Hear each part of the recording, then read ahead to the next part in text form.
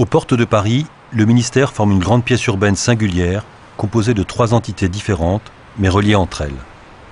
L'Hexagone, nouveau lieu du ministère, la Parcelle Est, revalorisée, et la Corne Ouest, ensemble d'immeubles de bureaux. Ces immeubles sont dessinés sur mesure, en filiation avec le ministère, tous tendus vers la Seine et formant une harmonie de cours plantées, ouvertes sur un cheminement vert public qui distribue les halls d'entrée. C'est donc le végétal qui réunit ces 3 entités. Ainsi, la voie nouvelle, programmée pour traverser le périphérique, est aménagée comme une allée-jardin, avec une place publique arborée, lieu de vie et d'échange entre les bureaux de la Corne Ouest et ceux du ministère.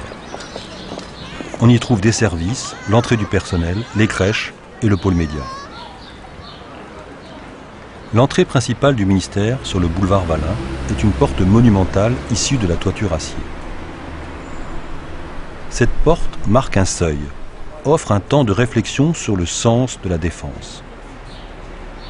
La façade, stratification linéaire, symbolise la pensée, forme une enceinte sécurisée mais vivante et protège le maillage central du ministère, grande topographie insolite dans le paysage parisien.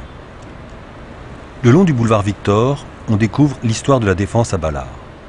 Les arbres de la Parcelle Est viennent maintenant souligner cette architecture blanche, encadrent les profondeurs et offrent une transparence de l'entrée jusqu'au lointain.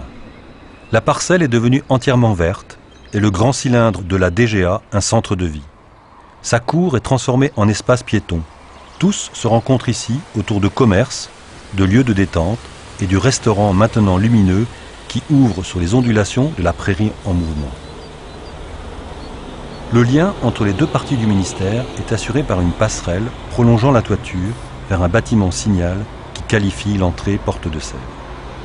Depuis le périphérique, le ministère devient plus furtif et secret. Il ne laisse voir que la topographie de sa toiture solaire qui capte l'énergie. Ce paysage de toit ciselé est composé de 3 cheminées d'air qui symbolisent les 3 corps d'armée réunis autour de l'interarmée et du ministre dans l'Hexagone, lieu des hautes autorités.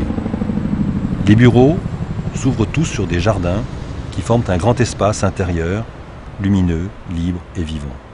L'ensemble est une machine naturelle innovante, une architecture spatiale du commandement, un bâtiment du XXIe siècle qui répond aux exigences du temps écologique, celui du respect de la planète.